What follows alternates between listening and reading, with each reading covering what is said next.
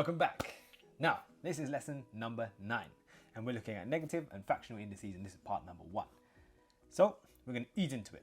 Hopefully, you've checked out the index law video early on, right? I think that was lesson number 1. And so what we're going to do is just do a couple of those just to warm into it. Now, with the first one then, we're multiplying. So what do you do with your indices? You want to add them together. And so what are we going to do?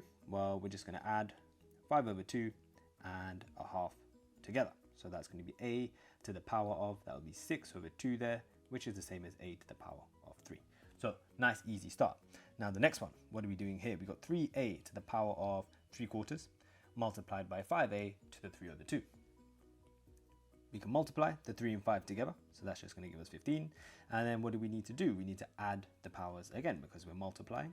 So that's 3 over 4 plus 3 over 2, right? Now 3 over 2, that's the same as 6 over 4.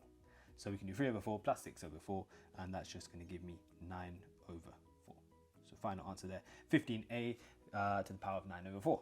Done. Now the next one, we're looking at some division. So we've got 4 there, and we're dividing it by 3. So we could leave that as just a fraction. We can put it as 4/3, right? So we'll leave it like that. And then we've got a to the 5/4, and then we've got a to the minus 5 over 2. And so what I'm going to do is I'm going to change this, right? Let's make its denominator 4, so that's actually minus 10 over 4. There we go. And now, what are we doing? Because we're dividing, we actually need to subtract the powers. But be careful. That means we're going to need to do 5 over 4, subtract negative 10 over 4. So in fact, it's just going to be plus, right? We'll just need to add them together. There you go. Change that there. So that's going to be a to the power of, and 15 over 4 would be our final answer. So there we go. Nice and simple to begin with. Now, here's a set of rules that you're going to need to remember. So what you should do right now is screenshot this, okay?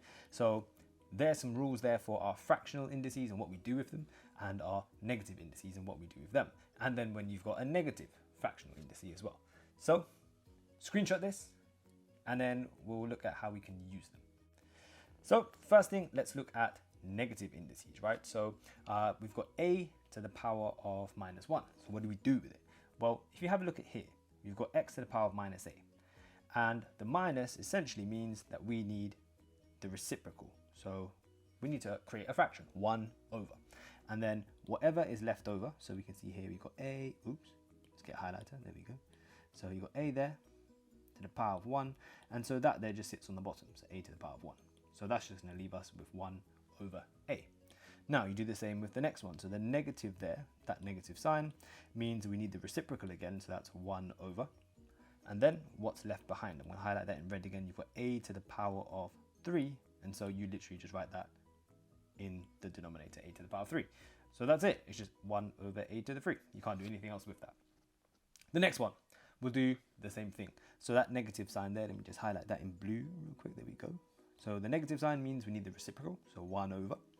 And then what are we left with? We're left with, well, negative 3 and then to the power of 2. So what we'll do is put that on the bottom. So negative 3 to the power of 2.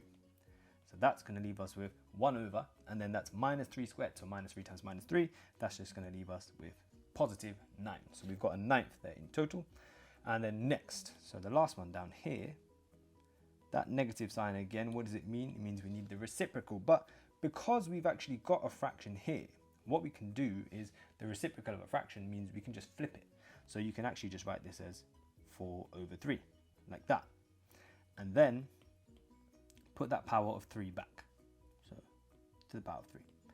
And now what do we do? Well, we just cube the 4 and we cube the 3, right? So it's like this, 4 to the power of 3 over 3 to the power of 3.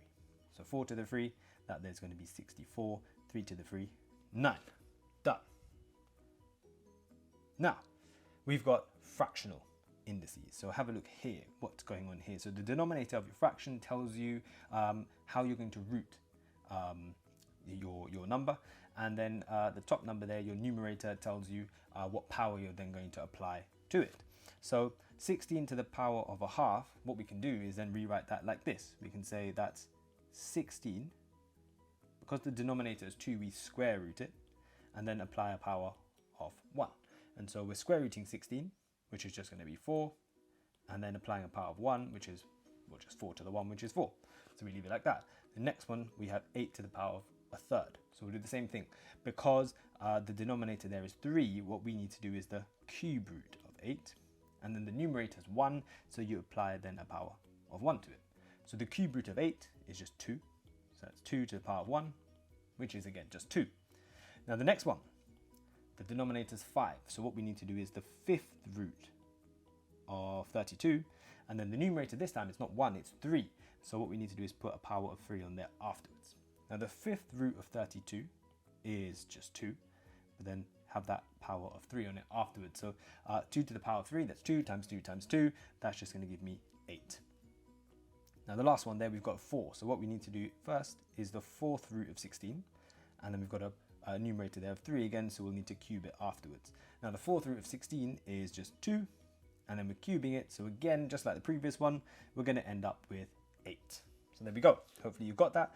Remember what the top number means, a numerator, and what that denominator means there as well, right? So make sure you've got this nailed. Now we've got a negative fraction as our power, right? So all we're doing is essentially the same thing, but as a reciprocal, 1 over it, okay? So let's go. That negative there, what does it mean? It means a reciprocal again. So 1 over. And then what's left behind? Well, you've got 36 there to the power of a half. So I'm going to put that on the bottom, 36 to the half. So that's 1 over. Now, because you've got a 2 in your denominator, that means we're going to need to square root 36. And then 1 is your numerator, so you apply a power of 1. So that's just going to be 1 over the square root of 36, which is just 6 to the power of 1. And that's going to be 1 over 6. The next one, 27 to the minus 2 thirds. So let's just highlight that negative again. The negative means a reciprocal, so we need 1 over. And then put what's left behind, which is 27 to the power of 2 thirds. So we'll put that power of 2 thirds in there. And then, now let's look at the power a bit more closely. We've got a denominator of 3 there. So what we need is the cube root of 27. The numerator of our power there was 2, and so we need to apply a power of 2 afterwards. So that's 1 over. Now the cube root of 27 is just 3, and then we need a squared on it as well. So that's going to be 1 over 3 squared, which is 9. Done. Now the last one down here, remember, this is the fraction, and if we're applying a negative to it, we need the reciprocal, which just means flip the fraction. So what we can do straight away is this. We can flip it and make that 25 over 4, and then leave a power of 3 over 2 on it. Now what does this mean? This means we need to apply this power to both the numerator and the denominator. So that's going to be 25 to the 3 over 2, and then 4 to the power of 3 over 2. Now, the 2 there on the bottom means we're going to need to square root. So that's the square root of 25. And then the 3 in your numerator means you're going to cube it. Likewise on the bottom, we're square rooting the 4 and then cubing it. So square root of 25 is just 5. So that's going to be 5 cubed on the top, and then 2 cubed on the bottom. So 5 cubed, that's 125, and then 2 cubed, that's 8. And that's what we want. There it is. So that's all of them done. Now here's a few for you to practice. So what I'd say is pause the video real quick, have a go at these, and then we'll catch up in a couple seconds to go through the answers.